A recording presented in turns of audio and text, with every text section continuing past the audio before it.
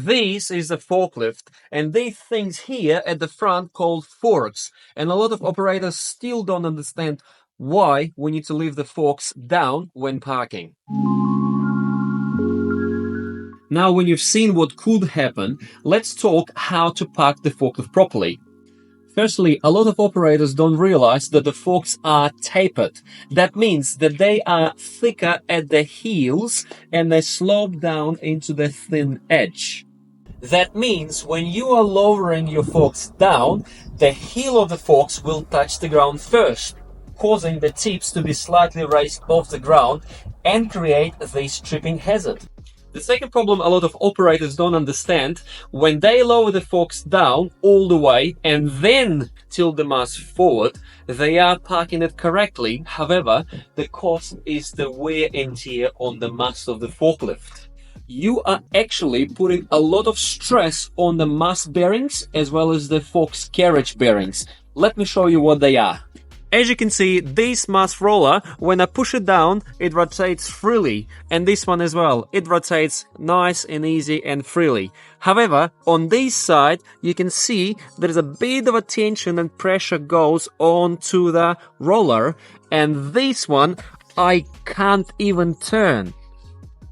Once you lower the forks down and then you tilting your forks forward, the pressure creates interlocking these channels one on the other, and that pressure causes your mast rollers to receive undue stress and prematurely wear out. So now let me show you how to do it not only safely but also to look after your equipment. When we park in the forklift, first of all, we need to lower the forks to 100 to 150 millimeters. And you can see that shiny bit on the lift cylinder. This is going to be a very good indication of the height of your forks. If I make 100 millimeters of that shiny bit stick out of the cylinder, that brings my forks down to 100 mil off the ground.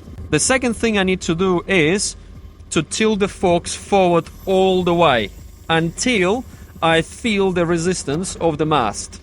Most of the times the forks should be already on the ground. However, if they are not on the ground, we're gonna just slightly drop it down until we see the tips of the forks are on the ground.